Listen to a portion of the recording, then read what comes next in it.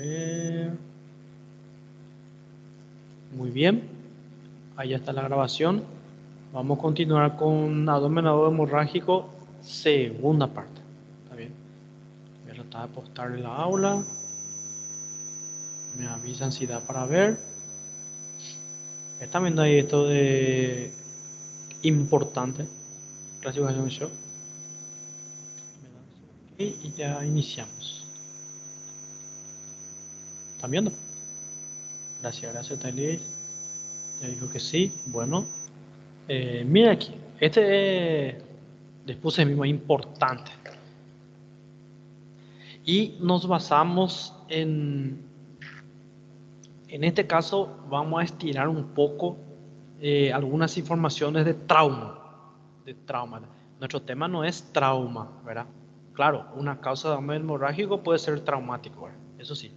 Pero vamos a estirar algunos conceptos. ¿Por qué? Porque lo que vemos, la manifestación clínica más importante va a ser los signos y síntomas de shock hipovolémico, que es común a todo tipo de hemorragia, ¿verdad? Entonces, lo que más se ve son en trauma, entonces está bien estudiado en la parte de trauma.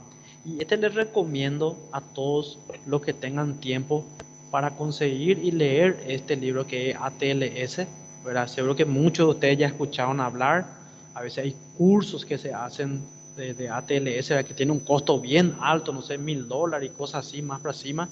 Son cursos, digámosle que es como la Biblia do trauma, ¿verdad? En este lado del hemisferio eh, del planeta, ¿verdad? Inclusive la reválida tiene enfoque en este libro de ATLS, ¿está bien? Le va a ser muy útil, hay en formato PDF y es como la Biblia en el trauma. ¿Y por qué estamos hablando de esto ahora? Porque vamos a estirar el tema de shock hipovolémico de esta bibliografía, ¿está bien? Y es usado para la reválida y con harem. Entonces es importantísimo. Eh, Más o menos la escuela americana viene esto, ¿verdad? De este lado del hemisferio. Lebro, no sé si le conté alguna vez.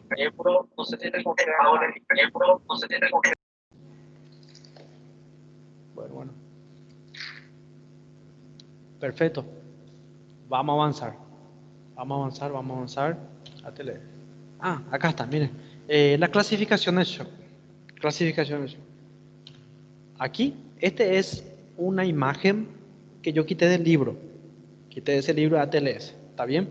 La clasificación. Clase 1, clase 2, clase 3, clase 4. ¿Está bien? Esto vamos a ir profundizando más todavía cuando demos el capítulo de trauma. ¿Está bien? Estas son las clasificaciones de los signos y síntomas de un shock hipovolémico, ¿verdad?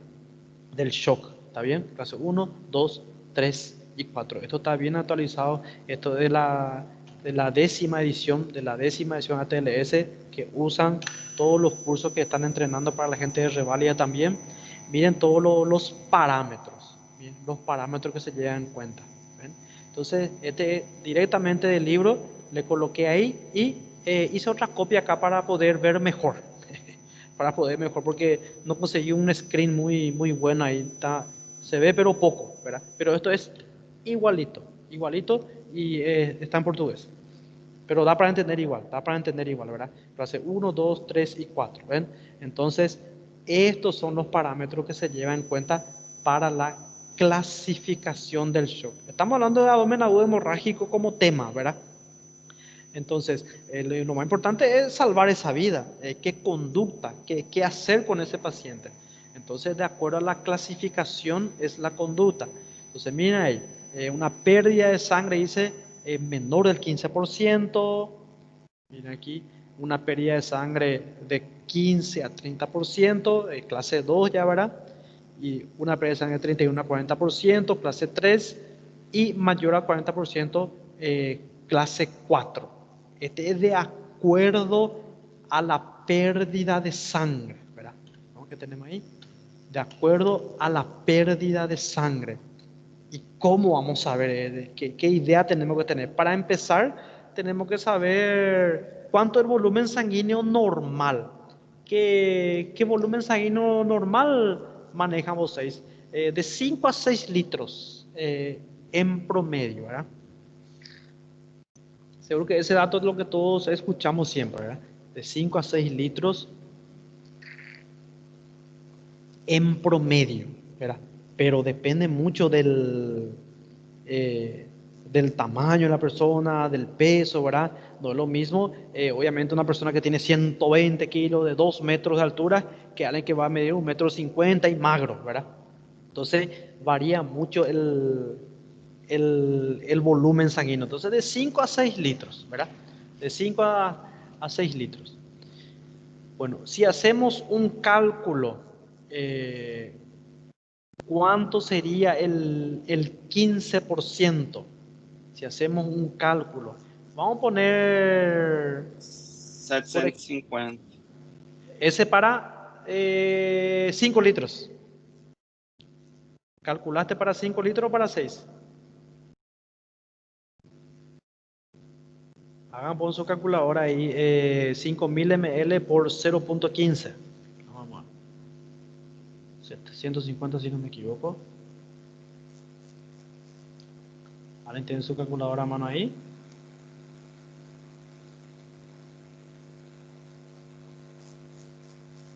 $5,000 ml por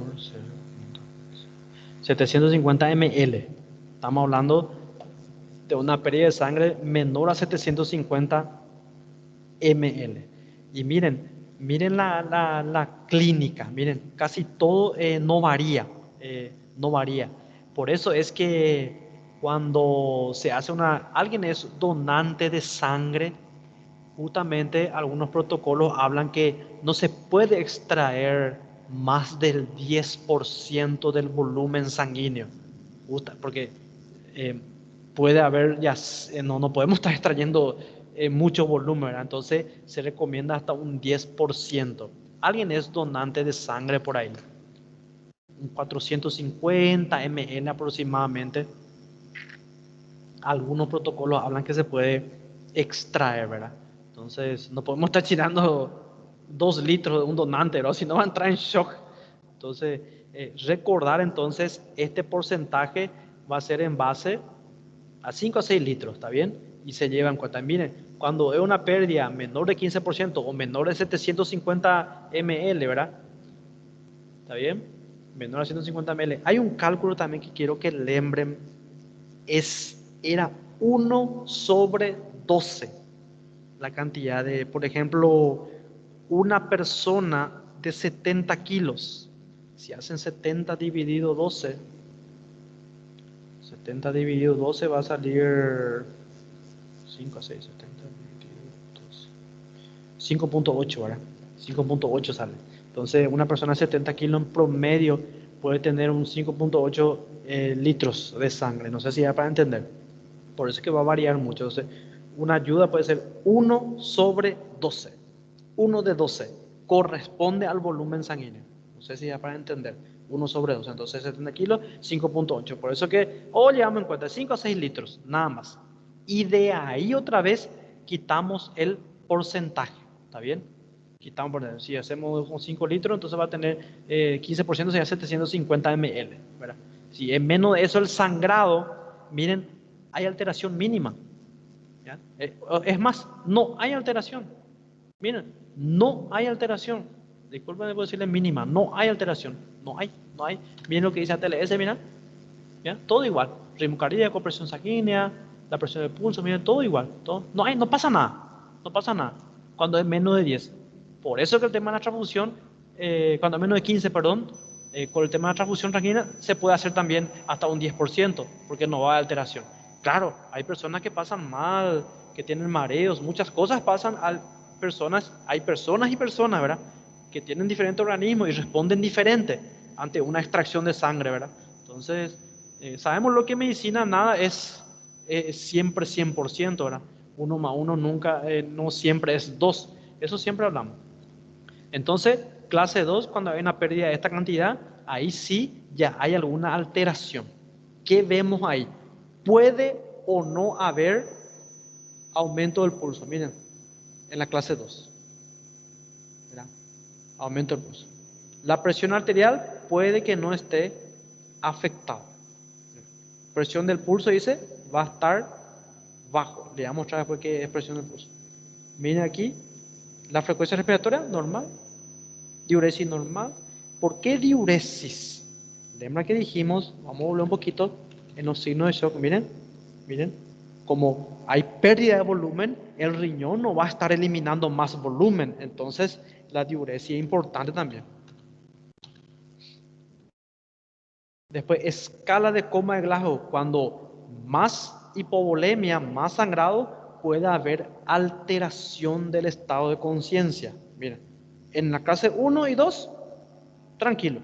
Pero en el 3 y 4 sí ya hay una depresión del estado de conciencia, que son signos también de shock hipovolémico. Entonces, sí, para entender. Entonces, viene acá, vamos por ejemplo con la presión arterial. Miren, apenas ahí a nivel de, o sea, en la clase 3, ahí recién empieza a haber, miren, ahí recién puede o no haber disminución. Y en la clase 4 sí, franca disminución. Entonces, si vamos a esperar, por ejemplo, depender solo del PA, solo de la presión arterial, ya el paciente va a estar en grado 4, casi ya entrando a un paro cardíaco, ¿verdad? Si vamos ya no por el PA. Por eso tiene muchos parámetros. Miren la frecuencia respiratoria. Miren, va a estar aumentado aquí recién en la clase 3 y en la clase 4. ¿Ven? Estoy recordando que no hay más un volumen sanguíneo, ya no está supliendo con las necesidades de los tejidos, entonces de una forma compensatoria se trata de aumentar la frecuencia respiratoria, ¿verdad? Diuresis más disminuida ainda, por eso se habla de un bloqueo renal después si es que no se resuelve el cuadro. La escala de Glasgow siempre disminuido. Y acá déficit de base, acá le puse también, o exceso de base se le llama también, dice la cantidad de base de bicarbonato que está por encima, dice, o por debajo del rango normal en el cuerpo. Un número negativo se llama un déficit de base e indica acidosis. Vamos a ver después cuando demos otra vez algo de shock hipovolémico, que el shock hipovolémico hay una triada mortal, se le dice triada mortal, y uno de los componentes era la acidosis, acidosis, hipotermia y coagulopatía. Vamos a profundizar después, no se preocupen, ¿verdad? Ahora lo que debemos saber es que hay 4 clasificaciones, 4 estadios, 4 clases, ¿está bien? 1, 2, 3 y 4. Y cómo podemos ver que en los primeros estadios hay poca alteración, poca alteración. Entonces, en la clínica, cuando viene un paciente y sospechamos un sangrado o abdomen agudo hemorrágico, lo que sea, son estos parámetros que tenemos que llevar en cuenta. ¿Para qué? Para la conducta. ¿Qué vamos a hacer con ese paciente? ¿Qué vamos a hacer? ¿Qué vamos a hacer? Bien, en clase 1 es monitorizar. En clase 2 estamos hablando de reposición volémica, ¿verdad? Que puede ser con suero fisiológico, Ringer, que se llaman cristaloides. ¿Verdad? Son los cristaloides que el compañero ya habló, ¿verdad? Y acá miren, clase 3 sí o sí. Y acá dice, clase 4, mira, protocolo de reposición masiva. ¿Qué? Maciza, ¿qué es? Masiva o maciza, que ven cómo puede cambiar mucho el idioma. Macizo, por ejemplo, o maciza es como sólido para nosotros. Órganos macizos. Hablamos de órganos sólidos. Y acá miren, maciza es de masiva. Protocolo de reposición masiva. ¿Y qué significa eso? ¿Qué significa ese protocolo? Ven que para una transfusión sanguínea, acá por ejemplo sí o sí ya se hace transfusión sanguínea en el 3 y en el 4, acá por ejemplo vamos a transfundir glóbulos rojos concentrados, ¿verdad? No más, glóbulos rojos no más. Acá, si bien no está aquí, puede ser suero fisiológico, aquí vamos con glóbulos rojos concentrados y aquí este protocolo incluye ya también plasma. También plasma que viene que tiene factores de coagulación, plasma fresco congelado, por ejemplo. Entonces, se trae no solo glóbulos rojos, sino plasma también. ¿Está bien? No sé si da para entender. Esto ya, si bien es algo ya para, no sé, cuarto, quinto año, sexto, así, ¿verdad? Inclusive para un cirujano general, para tratar, ¿verdad? Pero estamos dando una introducción que es lo que ustedes tienen que saber. Enfocando a esto es lo que tienen que ir preparándose. Entonces pueden ir analizando uno a uno y tener una idea. ¿Está bien? Entonces, otra cosa que les indico para que puedan investigar en la casa, que tiene tiempo, ven que acá habla de presión de pulso. Y acá presión arterial, esté tranquilo, ¿verdad? Y acá presión de pulso, ¿verdad? Miren acá, presión del pulso, ATLS, y este es lo mismo, ATLS, y habla de presión de pulso. Entonces le puse ahí para que puedan ir investigando.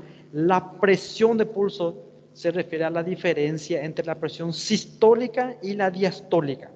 Presión del pulso entonces es igual a la presión sistólica menos diastólica. Por ejemplo, presión de pulso normal, por ejemplo, va a ser 40. Un paciente con un PA que se considera una media normal, 120, 80, ¿verdad? Seguro que escucharon hablar mucho ya de eso. 120, 80. O 12, 8 dicen algunos, pero 120, 80. 120 menos 80, 40. Entonces, más o menos por ahí ronda la presión del pulso. Si esto va disminuyendo, como ocurre en un shock hipovolémico, entonces nos indica que algo está mal, ¿verdad? Entonces, es fácil de obtener la presión del pulso. Medimos la presión arterial y ahí ya calculamos. Son índices, son parámetros para poder ver, para poder clasificar, Acá, por ejemplo, vamos a mirar este que dice ATLS, miren cómo va disminuyendo. Mira, en la clase 2 ya disminuye la presión del pulso. No sé si da para ver bien este o este se ve mejor, creo. Presión del pulso, miren cómo ya disminuye aquí y aquí. Ya, mucho más rápido que la presión arterial, miren. ¿Ven? No sé si ya para entender, entonces son casos. Después le agregué también acá presión arterial media. Seguro van a ver mucho de eso en clínica y en otras materias. Y acá le puse la forma. Entonces, la fórmula. Una cosa es presión arterial media, otra cosa es presión de pulso. ¿Está bien? Para investigar y profundizar. Porque son temas que se tocan. Conducta. ¿Qué vamos a hacer con un paciente? Primero, clasificar. Ver si en grado 1, 2, 3 y 4. Lo primero, ¿verdad? Después, el esquema es controlar las vías aéreas, ventilación adecuada, ¿verdad? Si tenemos por ahí un saturómetro o algo así, medimos la oxigenación de la sangre. Y después, miren, reposición volémica de acuerdo al grado. No es que a todo el mundo vamos a, que estaba sangrando, una herida en la mano aquí, y colocarle ya suero fisiológico, plasma, sangre, glóbulo rojo concentrado, no, ¿verdad? Entonces, para la conducta, llevar en cuenta la clasificación. A ver, ¿qué tenemos aquí? Miren, le puse ahí para revelar con ANE. ¿Qué tenemos aquí? ¿Cuándo debemos administrar sangre o hemoderivados en el abdomen agudo? Tenemos parámetros hematimétricos mínimos, parámetros hematimétricos, por ejemplo, ahí puede ser la hemoglobina, el hematocrito, que nos indican, nos dan ciertos parámetros, ¿verdad? Si hay parámetros para decir, y miren, la respuesta no, es no, ¿verdad? No tenemos unos parámetros así, ¿verdad? No hay tanto así algo fijo aquí. La respuesta es el grado del shock. El grado del shock nos va a dar la conducta, ¿está bien? Recordar que el paciente es algo agudo, de inicio súbito, entonces los parámetros hematimétricos pueden estar normal al inicio. Más adelante vamos a ver acá el laboratorio. Pasé un poquito. Miren, el hematocrito, por ejemplo, ¿verdad? Es la concentración globular, ¿verdad? En la sangre, ¿verdad? Y por otro lado está el plasma. Miren, va disminuyendo 25% en las 2 horas, 50% en las 8 horas y alcanza su valor real a las 72 horas. O sea que el paciente ya va a estar, dependiendo de la causa, muerto.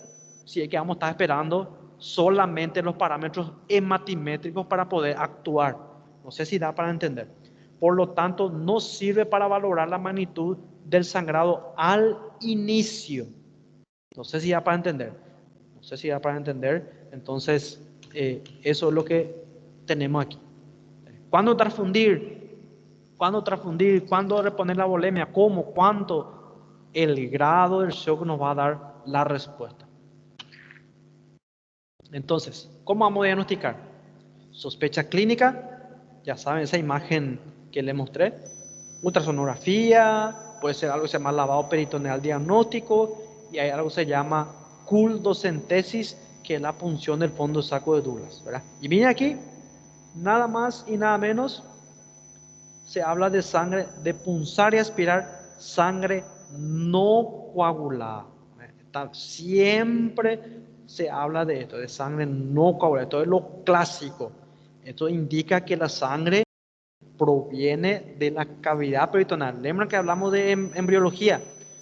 Tantos los vasos sanguíneos, el endotelio, tanto y el mesotelio, que son las serosas, ¿verdad? Tienen una capacidad o sea que gracias al plasminógeno que va a formar la plasmina, que tiene una capacidad fibrinolítica, ¿verdad? Entonces la sangre en esas cavidades no se coagulan, ¿verdad? Pero pasando el tiempo sí se coagula, ¿verdad? Porque sobrepasa la capacidad, ¿verdad? De fibrinolisis que tiene, no va a estar dejando todo líquido ahí. Cuando es muy masivo, siempre operamos abdomen agudo hemorrágico, por trauma operamos y hay líquido libre, hay líquido no coagulado, pero también ya se va formando los coágulos. Entonces, recordar este punto. Vamos a ir avanzando. ¿Cuál va a ser la sospecha? Recordar la imagen. Recordar esta imagen. Y si viene con lo abdominal, entonces el foco puede ser abdominal. Pero esta es la manifestación clínica más importante. Laboratorio, ya dijimos, no hay así un laboratorio que nos va a ayudar al inicio en un shock, en un abdomen hemorrágico, a no ser que sea un beta-HCG, beta-HCG, en caso de sospechar un embarazo ectópico. Ahí sí, me faltó poner ese ahí. Creo que le puse al inicio, ¿verdad? Me faltó poner ahí ese acá. Podemos colocar beta-HCG. Eso sí, pero acá los índices, estos índices matemáticos al inicio no son para tomar una conducta en base a eso. Estiramos, trae información de trauma, porque estamos hablando de líquido o de sangre, principalmente sangre, porque el abdomen hemorrágico, sangre en el abdomen. Entonces la Biblia es el ATLS, ¿está bien? Esa es la Biblia, con toda seguridad pueden agarrar y leer. Busquen, descarguen ahí PDF, 10ª edición, que le va a servir bastante. ¿Qué nos dice la Biblia del trauma? Miren, hay algo que se llama, estamos hablando de ultrasonido, ¿verdad? Ecografía, en un abdomen agudo hemorrágico. Ahí hay algo que se llama ecofaz. Ecofaz. Van a escuchar muchísimo, cuarto, quinto, sexto año y toda su vida de médico van a escuchar el ecofaz. Y acá está de sus siglas en inglés, ¿verdad? Dice, consiste en una exploración centrada en 4 puntos, pero es una ecografía rápida. Una ecografía rápida. Se usa el mismo aparato de ultrasonido que se conoce, el mismo aparato, pero objetivo, vamos a ver si tengo ahí, el objetivo es buscar líquido. Líquido, es el objetivo. En un ecofaz no vamos a estar mirando si la vesícula tiene un cálculo o si el hígado tiene una ecoestructura normal. Claro que va a ser importante también para ver si hay una lesión, un trauma hepático, ¿verdad? Pero bueno, eso es otra cosa. Ecofaz lo que busca es líquido de forma rápida, ¿verdad? Recordando que un paciente con abdomen agudo hemorrágico puede entrar en shock y entrar en un paro y muerte, ¿verdad?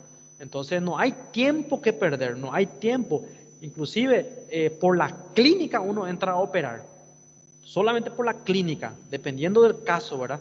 La clínica es soberana, siempre decimos. A veces no hay tiempo de hacer nada. Inclusive, acá le puse, le voy a mostrar nomás un adelanto, la tomografía, por ejemplo. Acá. La tomografía y la ecografía inclusive se realiza solamente si el paciente está estable. solo si está estable. Y ahí que surge una alternativa que es la EcoFast, que es para buscar de forma rápida el líquido, en minutos, porque no da para perder tiempo. Inclusive se puede obviar si es una clínica franca y hay la sospecha clínica está clara, el origen, entonces la parotomía. Pero es muy interesante saber esto. Se busca los 4 puntos, miren, fondo de saco de Douglas, acá en la pelvis, se busca pericardio y 2 fosas aquí, hepatorrenal y esplenorrenal. Vamos muy bien. En epigastrio, ¿para qué? ¿Para qué? Fundamentalmente para ver hemopericardio, que puede causar también un shock, ¿verdad? ¿Saben lo de eso? Entonces, para descartar rápidamente. Todo en caso de dudas también, ¿verdad? Pero a veces la clínica es soberana y sabemos que el problema está en el abdomen, ¿verdad? A veces lo que ocurre es que viene un paciente con trauma en región tóraco-abdominal y quizá uno no pueda, como hace tiempo cuando yo era residente, no sé si alguna vez le conté, pero esa no era ferida de arma de fuego. Y el tema era o abrir primero, estaba en shock, shock hipovolémico, ya estaba por entrar un paro cardíaco y el jefe, cuando eso, el cirujano jefe decidió primero operar el tórax. Y mientras estábamos abriendo el tórax, el paciente entró en un paro cardíaco y ya no pudimos reanimarle. Y después terminó la cirugía, el jefe de cirugía se fue, yo era residente de primer año y quedamos y dijimos, vamos a abrir el abdomen para ver qué había ahí, porque evidentemente el problema no estaba en el tórax, estaba en el abdomen. Y al abrir el abdomen había hemoperitoneo masivo. El problema estaba ahí, era una lesión de la vena cava inferior. Entonces, si teníamos una ecografía, un EcoFast, era solo colocar un traductor ahí, ya está diagnosticado, entonces la parotomía, y en este caso le costó casi la vida al paciente, si bien ya estaba grave, ¿verdad? Pero les digo nomás que tener un ultrasón en la urgencia, tener que tener ahí, algunos hospitales tienen en la urgencia mismo, no, ¿cómo se dice? En la sala de urgencia, en la sala de emergencia, ahí tienen un ultrasón, y viene, hace un ultrasón para ver por lo menos si el líquido está en el abdomen o dónde está, ¿verdad? Saben, líquido es anecoico, así se ven bien las cavidades cardíacas, ventrículo, aurícula y compañía. En el cuadrante superior derecho, que es este aquí, se coloca ahí el traductor. ¿Para qué? Para ver algo que se llama un espacio hepatorrenal o espacio de Morrison, receso de Morrison. Seguro que hablaron de esto en imagen, es un espacio. Miren donde no debe haber líquido, miren, y acá indica la presencia del líquido. Eso sí, para entender. Después vamos a ver que la faz o el faz, ¿verdad? Son estos puntos nomás, ¿verdad? Pero ahora se habla de algo que se llama E-faz, un faz extendido que amplía su visibilidad a los recesos pleurales, ¿está bien? Van a ir viendo después más adelante, vamos a ir profundizando. Entonces, aquí por ejemplo ya habla de un ecofaz extendido, ya que ve el derrame pleural, si hay líquido en la pleura, ¿verdad? Todo esto hablando principalmente de trauma. Vamos a información, ¿verdad? Y en el cuadro superior izquierdo, que vemos, mira aquí el vaso, dice el riñón, el diafragma, espacio sufrénico y hay espacio esplenorrenal. ¿Por qué habla de esplenorrenal? Porque sabemos que el vaso es miren acá, miren este para acá, esto es líquido, ¿eh? Miren, ven que no se tiene que ver. No hay una imagen anecoica acá, y acá sí, alrededor del vaso. Y si este paciente sufrió un accidente o alguna cosa, un traumatismo, y con esta presencia de líquido perirrenal en la fosa acá esplenorrenal, en el espacio acá, estamos ante un abdomen hemorrágico. No sé si para entender. Después le voy a dejar el slide, le voy a postar para que puedan ir viendo otra vez, investigando. En la pelvis también se hace el ultrasón, el FAS, ¿verdad? En fondo saco Douglas, ¿recuerdan? Fondo saco entre el recto y el útero en la mujer y entre el recto y la vejiga en el hombre. Esto ayuda bastante. Miren el líquido en la vejiga, entonces ahí da para ver que el líquido, miren, un tabique acá por fuera de la vejiga. Entonces, algunos ultrasonistas, claro, no estamos hablando de, estoy hablando de otro tema, solo a modo de comentario, piden a sus pacientes tomar líquido ante un ultrasonido. Ultrasonografía, por ejemplo, para ver el embarazo y cosas así, o alguna otra cosa a nivel de la pelvis. Entonces el ultrasonista siempre pide que tome un poco de líquido, líquido, ¿verdad? Y que no orine, que no vaya al baño antes de su ecografía. ¿Por qué? Porque ayuda bastante la presencia, ayuda a diferenciar, ¿ven? Ayuda a diferenciar. Eso es modo de información, hermano. Estamos hablando acá que en un traumatismo o un abdomen hemorrágico que tomen líquido y después para el ultrasonido. No, solo un comentario. Entonces, fondo de saco de Douglas, miren, líquido. ¿Cuándo hablamos que es positivo? Cuando hay líquido. ¿Y negativo? Cuando no hay líquido. Simple. Ahí. La presencia de líquido en cavidad, dice hemotora, neumotora o derrame pericárdico. Esa información dice necesaria para acelerar el tratamiento quirúrgico o técnica de emergencia. ¿Para qué hacemos todas estas cosas? Para poder solucionar rápidamente el cuadro. El paciente puede morir, el paciente, si no se actúa rápidamente. Reponer la volemia y cerrar decimos la canilla, la tornera. Si ya lo está sangrando ahí, está sangrando, tenemos que fichar la tornera. Si no, vamos a reponer suero fisiológico, que es cristaloide, suero, sangre, glóbulos rojos concentrados, plasma, cosas, todo el protocolo de reposición volémica masiva. ¿Y qué va a pasar si, como dicen, la tornera o la canilla está abierta? De nada va a servir. Entonces, con esto es para apresurar el tratamiento, apresurar. Y bueno, para eso tiene que haber gente entrenada también en la urgencia, gente entrenada. Y tiene que haber el aparato también, el ultrasonido. Pero no se preocupen, la clínica ayuda bastante. El antecedente del paciente y la clínica ayuda bastante. Mire, ya vieron todos los signos de shock que hay. Perfectamente se puede tomar una conducta. Si es que no hay una ecografía, no hay problema. Igual se va a llegar al diagnóstico. Eso se espera, ¿verdad? Acá, a modo de resumen, miren todo lo que es la presencia del líquido, miren, se ve anecoico, miren, alrededor del hígado. ¿Por qué alrededor del hígado? Porque el hígado es un órgano que puede sangrar bastante, en un trauma, por ejemplo, o ya vino ya en hemangioma y cosas así. Miren vos, acá, y se ve en la parte superior del diafragma. Hemorragia en la parte superior. El lado izquierdo, ¿verdad? Entonces, ¿qué órgano va a ser este? Miren, el famoso vaso. ¿Verdad? Y acá, miren, la parte superior derecha del abdomen, ¿verdad? Hemorragia. Ahí el hígado, riñón, y este es el espacio de Morrison. Seguro que escucharon hablar de ese espacio. Y acá, taponamiento cardíaco. Líquido. Y acá en la pelvis, hemorragia en la pelvis. Tengo que analizar un poquito esta imagen. Y acá en la pleura, miren la pleura. Este ya es el E-faz, el faz extendido, que explora la pleura. Y acá miren lo que es. Un aneurisma de aorta. Aneurisma de aorta dice. Por lo menos no está roto, ¿verdad? Está ahí. No se ve que hay extravasación, ¿no? Está bien marcado, ¿verdad? Bien circular acá. Bueno, ¿qué tal están de espíritu?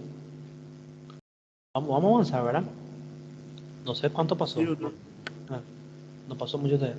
No sé si estoy hablando muy rápido, da para entenderse, pero voy a dejarle el video grabado y las aulas. Lavado peritoneal. Estamos hablando de cómo diagnosticar. Vamos a retroceder un poquito aquí. ¿Cómo vamos a diagnosticar? Sospecha clínica, recordar esta imagen. Ecografía, ¿para qué? Como le dije, no vamos a ver si hay un cálculo en la vesícula, no, solamente si hay líquido. Y ese es el FAS, ecofaz, ¿está bien? Ahora vamos a hablar de lavado peritoneal y después de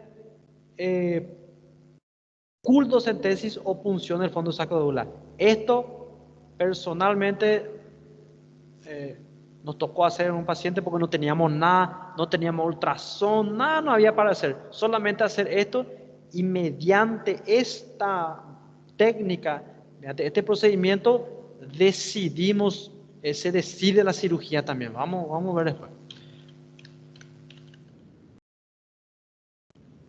Lavado peritoneal diagnóstico. ¿En qué consiste? ¿En qué consiste? El tema es abdomen agudo hemorrágico, ¿verdad? Miren, se introduce suero fisiológico, ¿verdad? Algunos hablan de Ringer también, son cristaloides igual, ¿verdad? Se introduce en el abdomen, se introduce y luego se recupera otra vez el líquido, se recupera y ahí se ve la característica. Si hay características para decir que es positivo para una hemorragia intraabdominal o no, como ser si aspiramos 10 ml de sangre, entonces estamos ante, es positivo para un abdomen agudo hemorrágico, un sangrado a nivel abdominal. No sé si da para entender. Claro, poco se hace, poquísimo. Yo personalmente no hice ni uno, ¿verdad? ¿Por qué? Porque, bueno, no hace tiempo que terminé, a ver, en el 2014 terminé mi especialidad de cirugía, van 6 años. Y hoy en día está el ultrasón, la ecografía, el ecofaz. Y esto es muy invasivo. Bien, se tiene que hacer una incisión puncional, introducir un catéter, ¿verdad? Y ahí aspirar de vuelta. Entonces, el ultrasón hoy en día, y todo tiende a ser menos invasivo, ¿verdad? Todo tiende a ser menos invasivo. Entonces, ¿para qué se usa eso? ¿Para qué se usa? Es para la detención de hemorragia intraperitoneal. ¿Cómo? ¿Cómo sabemos? Si se aspira más de 10 ml, estamos hablando de un lavado peritoneal diagnóstico. Diagnóstico, ese es su nombre. Lavado peritoneal diagnóstico. No terapéutico. No es que vamos a curarle al paciente con esta maniobra, con este procedimiento. No, diagnóstico. Y es positivo si aspiramos 10 ml de sangre, por ejemplo. Ese líquido se envía también al laboratorio y se ve, si no es franca, si no da para ver macroscópicamente una hemorragia, sangre ahí rojo rutilante, por ejemplo, se envía y miren, hematía es más de 100.000, dice leucocito más de 500.000, amilasa también se puede buscar, o esto más interesante, presencia de bilis. ¿Qué va a ser bilis en la cavidad peritoneal? No tiene nada que hacer ahí, ¿verdad? Entonces, bacterias, resto de alimentos. Imagínense aspirar disculpen la comparación, una macarronada, que hay no sé, un fideo, un macarrón ahí en este procedimiento, aspirando, porque se tiene que recolectar de vuelta el líquido. ¿Qué indica eso, verdad? Que algo está perforado por ahí. No sé si ya para entender. Entonces, son procedimientos que hoy en día, no sé, tal vez en algún hospital, en alguna otra escuela de cirugía, se utiliza frecuentemente, pero la tendencia no es esa. Esto va quedando ya, es una alternativa, ¿verdad? Pero tenemos otras alternativas menos invasivas. Culdocentesis. Esto se habla mucho, entrenamiento para revalia, habla también de esto. Es la punción acá del fondo de saco de Douglas, ¿verdad? Lo normal es no extraer nada, no podemos estar aspirando sangre o pus, ¿verdad? Eso no es normal, miren. O puede haber escaso líquido. Acuérdense que el peritoneo hay un líquido peritoneal, que es un líquido transparente, líquido claro. Tampoco es escaso y rojo, no. Entonces, miren la técnica, se hace a través de la vagina, miren, a través de la vagina, ¿verdad? Hay un separador acá, una válvula, ¿verdad? Miren cómo el cuello uterino se lleva por un lado y se punza al fondo del saco de Douglas. Y si se aspira, acá creo que le puse, acá tengo otra imagen. ¿Para qué se hace todo esto? Recuerdan que dijimos que la sangre no es que irrita demasiado, no es como una peritonitis apendicular o una apendicitis que tiene Bloomberg positivo, o una úlcera perforada que va a tener un abdomen en tabla y signos de irritación peritoneal de Yenú de Musi. No, por eso es que estamos recurriendo a estas cosas, ¿verdad? No vamos a decir lavado peritoneal diagnóstico para apendicitis, nunca escuchamos, ¿verdad? Es que el tema es que la sangre, por su pH, no irrita mucho, ¿verdad? No hay una clínica franca abdominal. Por eso es que hacemos todo esto. Entonces, esto recuerdo muy bien. Llegó una paciente con pálida, sudorosa, hipotensa, ¿verdad? Con todos los signos, taquicardia, taquinea, con todos los signos de un shock hipovolémico. Y tenía retraso menstrual. Ahí ya tenemos casi todo. Entonces le pedí yo a la ginecóloga que venga a evaluar y dijo, no teníamos ultrasón en el hospital, ni laboratorio, ni rayos X, ni para nada, nada. Éramos nosotros y las ganas, la voluntad de querer ayudar al paciente porque estaba entrando en shock. Entonces, en la punción se aspiró sangre no coagulada, entonces decidido, cirugía, laparotomía. Entonces, miren lo que es, ante la sospecha, más la culosíntesis positiva para sangre, entonces se decide una cirugía. Claro, si teníamos un ECOFAS, espectacular, ¿verdad? Porque uno de los puntos del FAS es pelvis, fondo de saco, pero no teníamos. Y tampoco podemos decir eso, el paciente va a morir ahí y no podemos decir, no tenía ecografía, no. Se busca sangre no coagulada, bacteria, eso se aspira también y se envía al laboratorio y se ve. O si se puede aspirar pus, que se puede ver macroscópicamente, ¿verdad? Por lo menos para diagnóstico diferencial, con una EPI y cosas así. El líquido extraído se envía al laboratorio. Si no da para ver macroscópicamente, entonces se ve también así como el lavado peritoneal diagnóstico. Tomografía. Tomografía importante, pero hay un pequeño detalle. Solamente si el paciente está estable. No podemos estar mandándole con paciente con un shock grado 3 o 4 ahí al tomógrafo. Ahí va a ser un paro ahí difícilmente para que salga. Acá, por ejemplo, miren, hasta que estaba un poco contenido, miren, una lesión de hígado, está contenido, ¿verdad?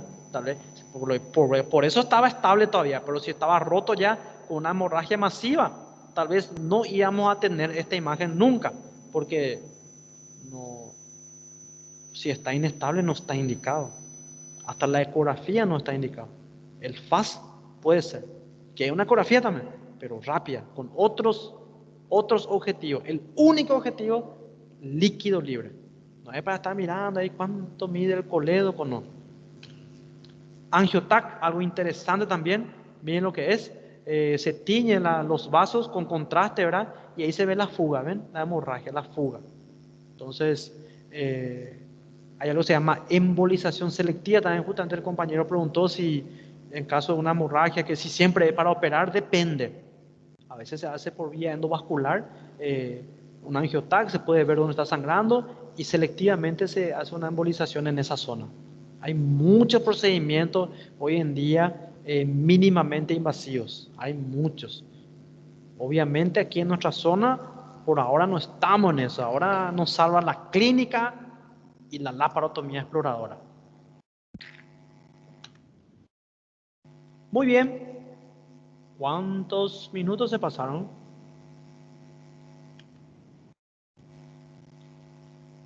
¿Cuántos se pasó? 1h30, profe. Wow. Bueno, voy a cortar la grabación, ¿está bien? Voy a cortar. Acá terminó la segunda parte de abdomen agudo hemorrágico. Profe, vai intentar mostrar os vídeos? Sí, no final. ¿Sabe qué? Vamos a dar un intervalo. ¿Está bien? Dale, profe, dale, Un gracias. intervalo de 15 minutos y voy a intentar, porque tengo muchos vídeos que quería mostrarle. Voy a detener, entonces, terminamos segunda parte, intervalo 15 minutos. Gracias a todos por la atención.